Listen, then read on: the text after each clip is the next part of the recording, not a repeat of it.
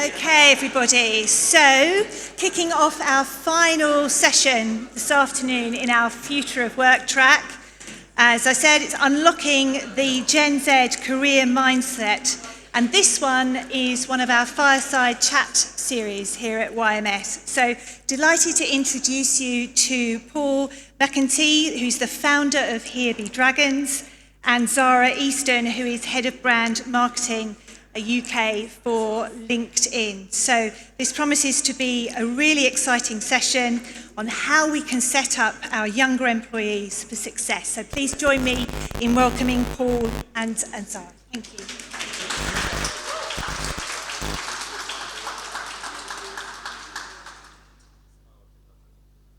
Just making sure I can keep track of our time. So thank you for being with us in the last session before lunch. We know all those tummies are rumbling. And this is a fireside chat with LinkedIn. Does anyone know what a fireside chat is? We're not by the fireside. There's no fire, yeah. We're not by the fireside. It's actually a very American word. It's a very American word. Zara's normally the person hosting these chats within her business, but I did have to look it up just before this talk to make sure I understood what it was. And just a piece of useless information for you is that a fireside chat comes from when Roosevelt used to address the nation in the States back in the 1900s, and it was to reassure the country that everything was okay. So we hope to do that today, to reassure you guys that everything's okay with LinkedIn and JZ. We'll do our best. But I digress. Zara, please introduce yourself and what your role is at LinkedIn, and then we can kick on from there. Hello everyone, thank you for joining. My name's Zara, I lead the brand marketing team at LinkedIn, so my team's in the audience there. We're responsible for the brand advertising, so we do all of our kind of TV and social campaigns in the UK. And over the past year, we've been focusing our efforts on Gen Z. So we've recently just ran a campaign all around how daunting it is to enter the workplace, their confusion, not understanding workplace jargon, and we hit the streets across the UK as well to help them in person. And then on the side of my job, I work a lot with youth charities and really help people to understand how to use LinkedIn and get the most out of the platform, which ranges from young prison leavers to students to older audiences as well. But really passionate about helping people get the most out of LinkedIn at a time where we've got over 1 billion members now, so it's growing and growing. So it's a really exciting time to understand how to use it. So we're going to cover a lot of ground today, right? Because it's a big macro work, and particularly for Gen Z. So we promise to cover off the basics of what do they want from their career, how can you help get them work ready, and indeed for people out here who are represented organisations, how do you set them up for success in the workplace, something we all care deeply about. This is, I think, whether you're a Gen Z coming into the workplace, whether you're an employer, or whether you're in a more helicopter view looking at the institution of work and like how do we fix it, there's many dimensions to come out this talk from. But let's start with LinkedIn and what that means to Gen Zers today, because I confess, as a millennial, I guess my sort of, we think LinkedIn is for more mature people, I guess, initially, right? People have a bit more skin in the game. We've all seen the ridiculous CVs on LinkedIn where you keep scrolling and people have had multiple roles or they've grown astronomically in a company. It was that famous LinkedIn thing that went viral, actually. I think it was the CEO of Pret, where he started on the shop floor and been there 14 years and worked his way up. I don't know if that came from you guys or not, but... No, I don't think so. No, but to me, it's a mature marketplace for social networking for the workplace. But tell us about Gen Z and what the entry level looks like and how they're operating on the platform. Yeah, so I think, as I said, it's the fastest growing demographic on LinkedIn. I think by 2026, 30% of the workforce will be Gen Z. They'll be the highest spending age group as well. And I think, like you said, there are older generations on LinkedIn who have built these longer career paths, but career starters, as we like to call them, are coming to the platform to build connections and to start their career journey, essentially. And what we find really helpful for them is to really think about how they build their communities and start building their network out really strategically. And that always helps them to build more confidence on the platform.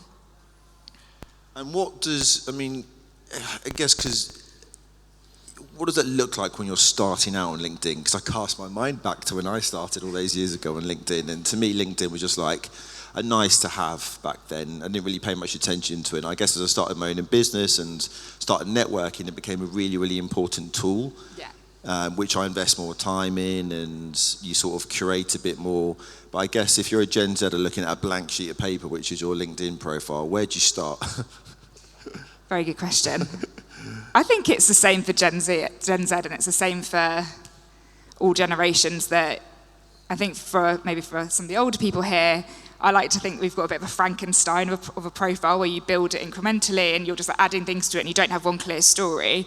I think Gen Z and come to the platform and create a profile with a bit more intention, and they're setting up it's like essentially their online CV. We're seeing more and more that people just want, I'm not just saying this because I work for LinkedIn, but they just want a LinkedIn profile to review, and that is replacing lots of the CVs. There's still definitely a place for CVs, but they're coming there to build it. So I think profile is really important. It's important for everybody here to have a really best-in-class profile, have it all complete.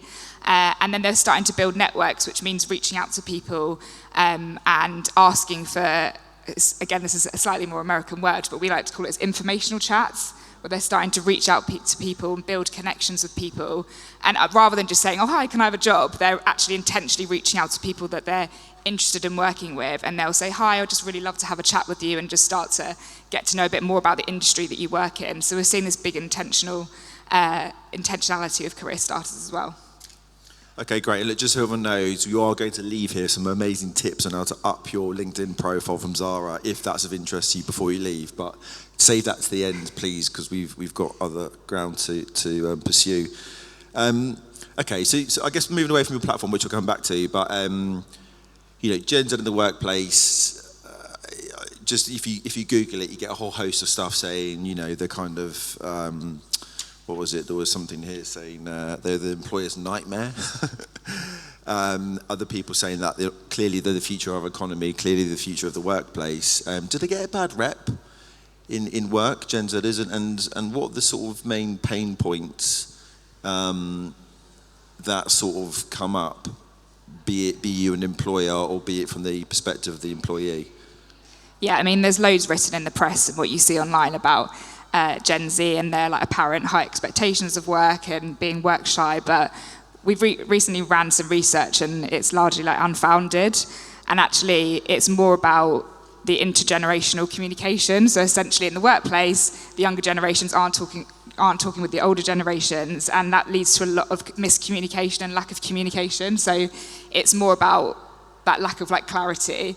And actually, something we really like to suggest internally is to have reverse mentoring, where you actually have that time to speak with the different generations and share learnings on both sides. So it's a two-way thing. Yeah, I mean, look, I'm going to, my experience of going into the workplace all those years ago was, I went into a big agency, a big corporate agency, and I fell in line, right? I towed the party line. I was told where to sit, what to do, how to behave. Someone said to me, you got to work late tonight. Yeah, cool. Just call up my friends and probably text them in those days and say, we have to cancel our plans because I'm working late, and I was into it. If I had to work on the weekend, I'd do that too. If I was told to say something in a meeting, I'd say it. If I was told not to say something in the meeting, I wouldn't say it, right? Yeah.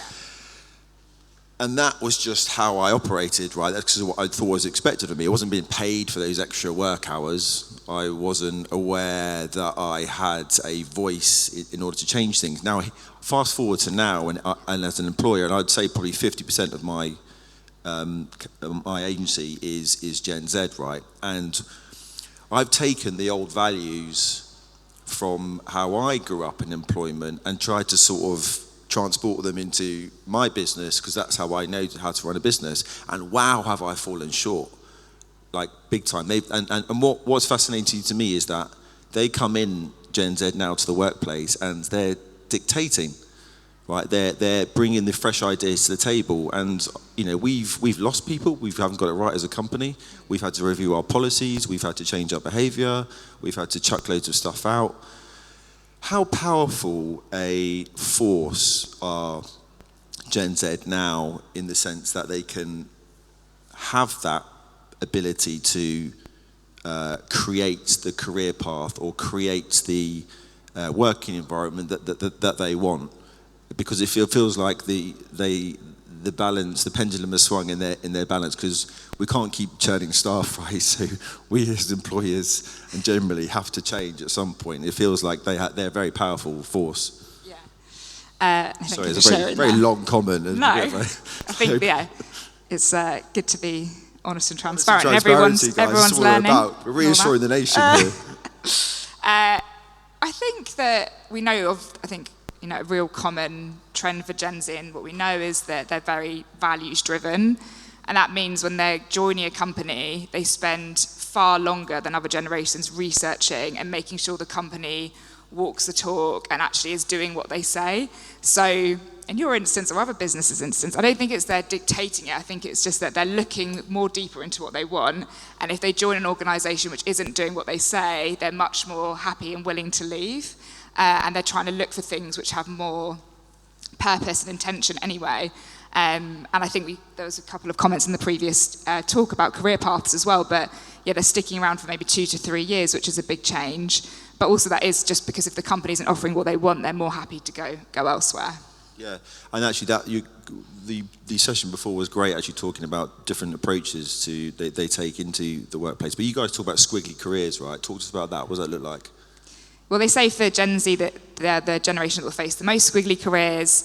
And again, that's because of all the obvious emerging technologies that we've seen over the past year. So they will have very different career paths to a lot of people. And that means that they will have different types of jobs, different ways in, and different ambitions as well. And I think Gen Z are the highest entrepreneurial generation as well, because they've grown up as obviously always having technology around them. They're the technological natives. And that means that they're really entrepreneurial. They've got more side hustles. So that means that they're having squiggly careers in a way that other generations haven't, because they can just set up their own business and they're doing things on the side more than ever before. And how does a workforce which might be, outdated or too large to change or not nimble on their feet, how do they what's the sort of toolkit they need to welcome Gen Z into the workplace to make sure they're we talked about retention on the last session as well, to ensure that don't just attract that talent, but you can keep it. Yeah. I think for organisations, they need really clear learning paths and clear learning plans, having development plans in place and really sticking to that. I think that's, again, one of the things that Gen Z spend the most time researching before they join a company to make sure that is actually in place.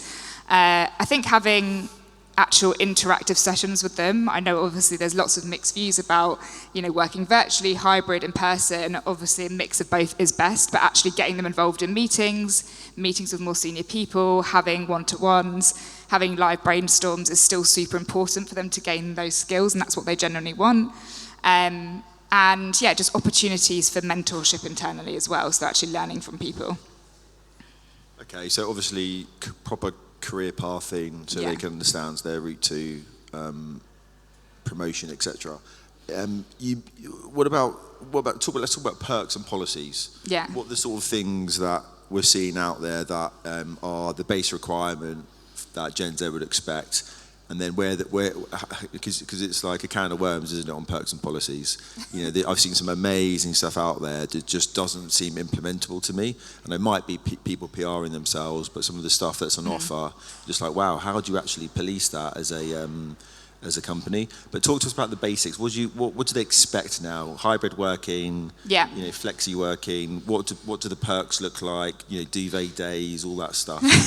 That's old school, isn't it? No, love a duvet day. I think, we've recently ran a trend report, and there's 3 things that always come up top, which is compensation, an obvious one, being really competitive, and again, like we said earlier, walking the talk with what you're actually offering.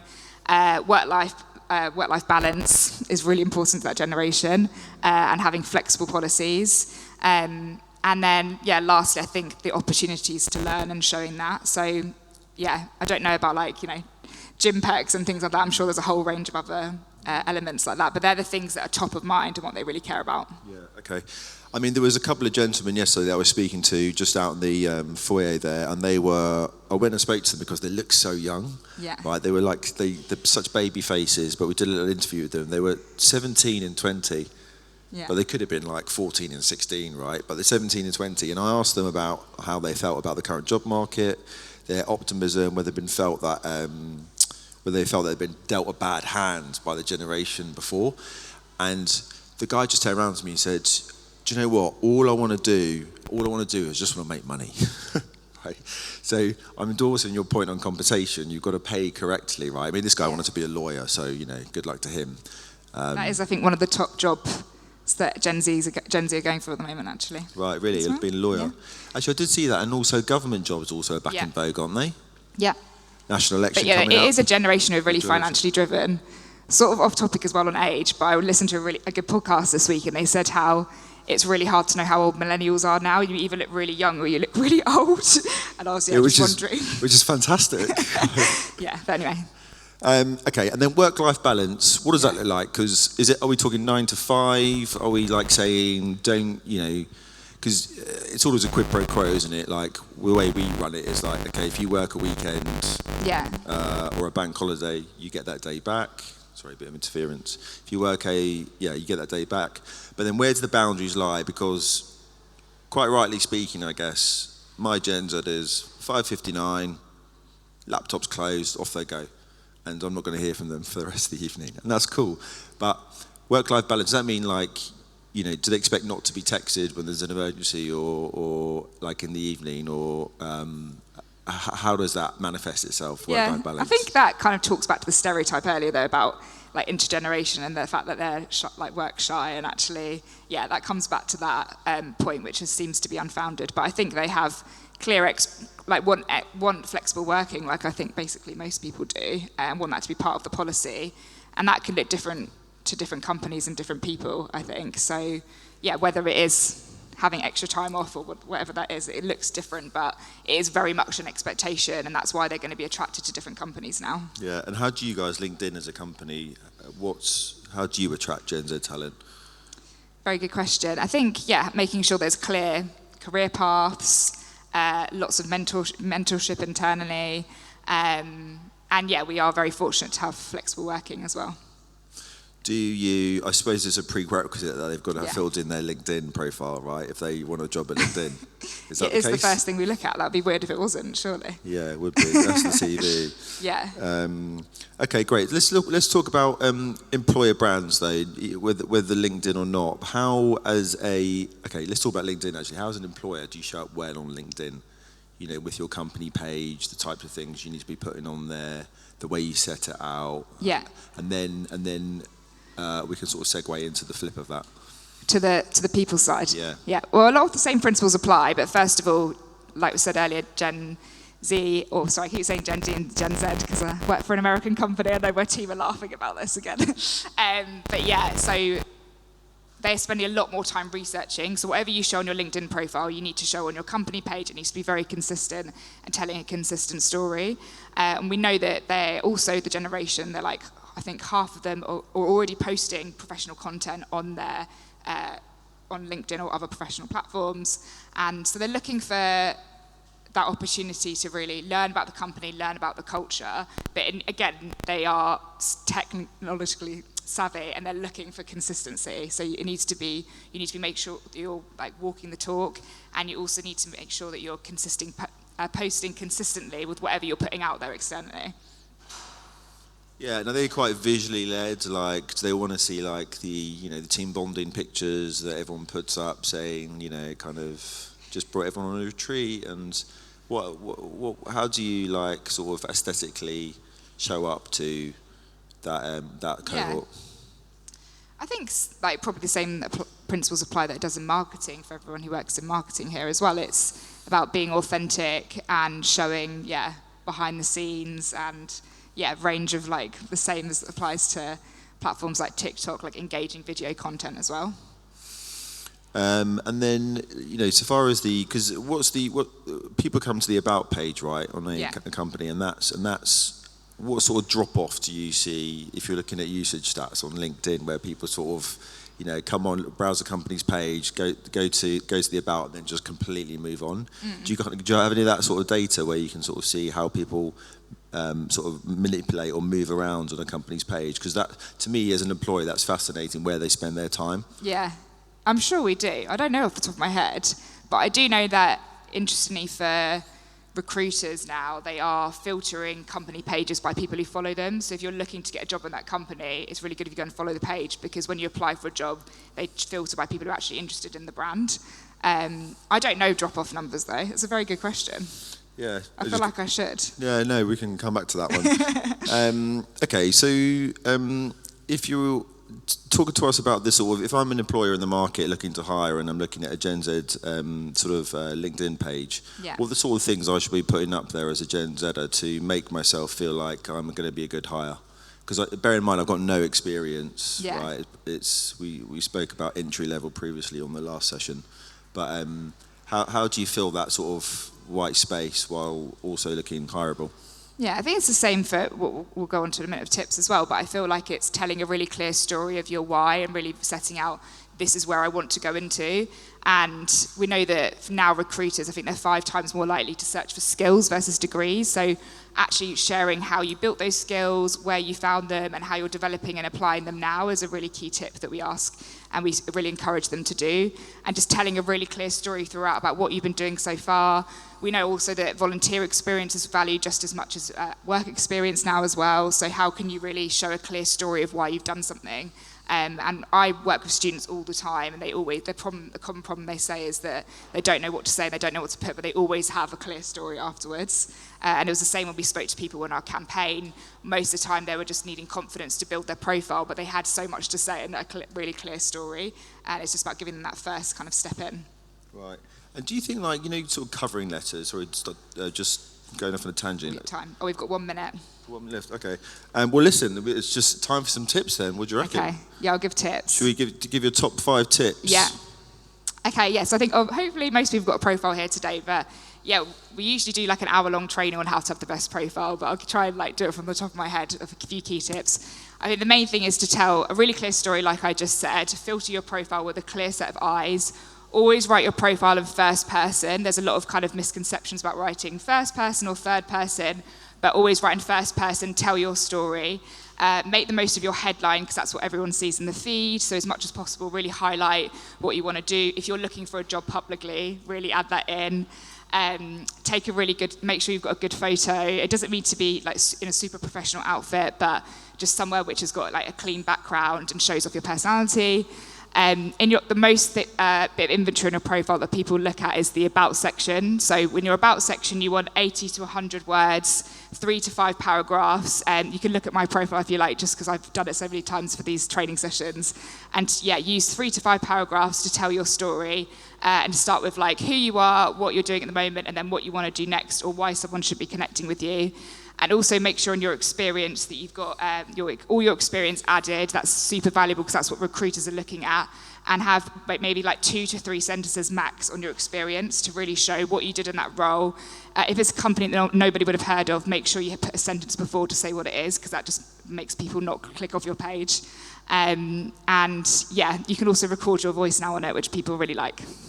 Sorry, that was really, I don't think that was a minute. That's good. What about the banner picture? You got profile picture. How should you fill that banner space? Because that's always tricky. Definitely have one, because otherwise it just looks weird and like you don't have a complete profile. But it doesn't need to be, it can be either like something from your company or something with some sort of like professional resonance. So it could be like, I'm a bit basic at the moment. I've got a coffee because I love coffee, but it could be something that expands your brand before I've had a LinkedIn banner, just something that represents you, but use it as a creative space. I love Canva as well. So a lot of people are doing like Canva mood boards as well to show what they want in their career. So yeah, make the most of like being creative on your profile as well. And add Zara on LinkedIn, just so you're mates with her, then that's extra brownie points. Thank you. Okay, thank you very much, Zara. Thank you, Paul. Oh, we could shake hands. Good. Questions? Okay, yeah. A really fascinating fireside track. If there's any questions for Paul and Zara, we have got a few more minutes for those of you that are able to stay.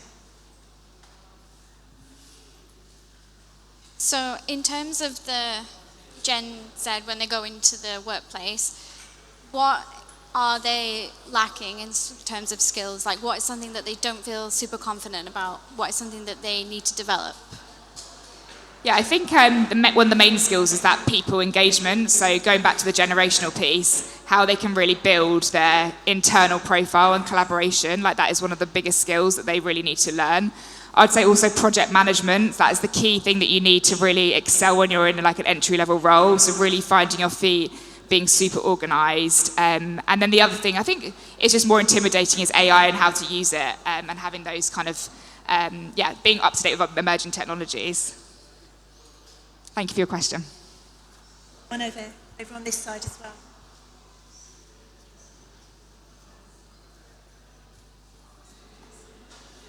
Hi, yeah. Love that. Really great speech. Thank you. Thank you.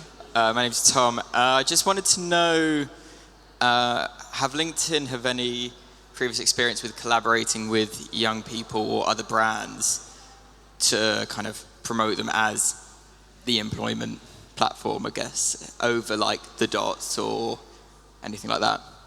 So in terms of brand partnerships for elevating, like with younger, we've run a few actually, and that's kind of our focus at the moment is building like the brand for either advertising or partnerships. I think one of the ones I sort of very briefly touched on was just working with young prison leavers, and so we use that as an opportunity to show how every person can build their personal brand on LinkedIn, and so we use that as like one like social impact partnership, and it's something we're looking to keep exploring as a team. Thank you. A couple more questions at the front here. Hi, so I work in employer branding, and we are really pushing LinkedIn at the moment as an advocacy tool. Just really encouraging employees to post about like what they're doing, things that are going on at the company, and like show the culture and insights. It's really difficult to encourage people to post and like, just get out there and be vocal, especially younger people at the company. Have you got any like tips and tricks or thoughts around that? Yeah, I generally think making sure everyone's got a good profile and feeling proud of their page to start with is the best place to start. With content, I think giving as many examples as possible. Sometimes it's just people being time poor and obviously really want to showing up the best on their professional site. So actually providing a range of examples of what they could be posting and making sure that people from the top are also doing it as well to really encourage and like inspire them to do the same. And I always think with posts on LinkedIn, you really want to either be like adding value or telling a story. So as much as possible, giving them hints and tips of how to do either of those two things. I'd also say just give them something to be proud about posting, like as an employer, like empower them with some initiative or something they can own that they can feel that is designed to be posted on LinkedIn. That way they're going to be proud to put it out there. The company can support them by reposting it, get the engagement of all the other employees, and they feel suddenly, wow, I am someone. Yeah. That's what I think. Thank you. Great. Final question down the front here. Thank you. Hi there, I'm Stephen. I'm developing a toolkit for millennium leaders and company owners, probably a bit like yourself as well there, Paul, which is helping them understand what you describe as the intergenerational changes and the different behaviours they have in the workplace. I just wonder, there's a lot of clickbaity content out there about Gen Z in the workplace, but my question is just, is there anything more specific that you read or have seen, a book, a blog, or more in-depth conversations out there that are getting a little bit more deep into it? Question to both of you, really. So in terms of like the intergenerational piece or in issues? And just Gen Z as a whole. Yeah, no, thank you. It's a great question. There's quite a few articles and believe it or not, on LinkedIn about it written recently by a couple of thought leaders on there, which I found really interesting. And there was a really good podcast I listened to, which I can't remember the name of, so I'm going to try and find it and I can share it afterwards as well. But yeah, I think there's so many different pieces written on about it. And like you said, it is clickbaity and it's kind of building into stereotypes. So I think a lot of it is reading between the lines. Great question. I think Forbes, the news outlet, I think always has great stuff on this.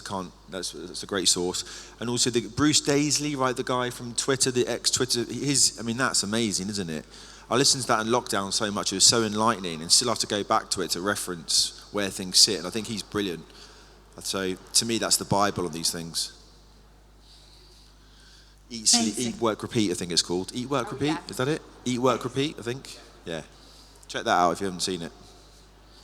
So huge thanks again to Paul and Zara, and thank you to all of you for your attention and your questions. It's been a really good track. I hope you agree. Lots of content, lots of themes coming through around ED&I, the importance of being authentic, the importance of growing and developing and having clear career tracks for Gen Z as they come through.